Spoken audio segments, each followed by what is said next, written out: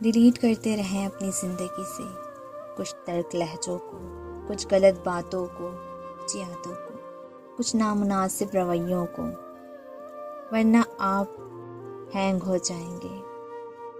میں اپنی اہمیت دوسروں کی نگاہ میں تلاش کرنے کی عادی تھی، لیکن جب میں نے خود اپنی ذات سے محبت کرنا سیکھی، مجھے یہ احساس ہوا کہ خود کو سراہنا دوسرے لوگوں سے سراہے جانے کی بھیک مانگنے سے بہتر ہے۔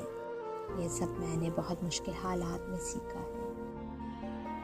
تب جب میں تنہا ہوتی ہوں، میں نے خود اپنی ذات کی حوصلہ افزائی کرنا سیکھی ہے۔ جب ہر کسی نے مجھے برا سمجھ کر ریجیکٹ کر دیا، میں نے اپنی ذات کو ویلیو دینا سیکھی۔ جب کسی نے ایسا نہیں کیا، میں نے اپنی قدر کو جانا۔ جب ہر کسی نے کہا کہ میری کوئی قدر و قیمت نہیں ہے، مجھے اندازہ ہو گیا ہے کہ ہر کوئی مجھے سراہ نہیں سکتا، ہر کوئی میرے ساتھ اچھا سلوک نہیں کر سکتا، ہر کوئی میری قدر و اہمیت نہیں جان سکتا۔ لیکن یہ سب ٹھیک ہے، ہمیں یہ یقین رکھنا ہے کہ میں قابل قدر ہوں،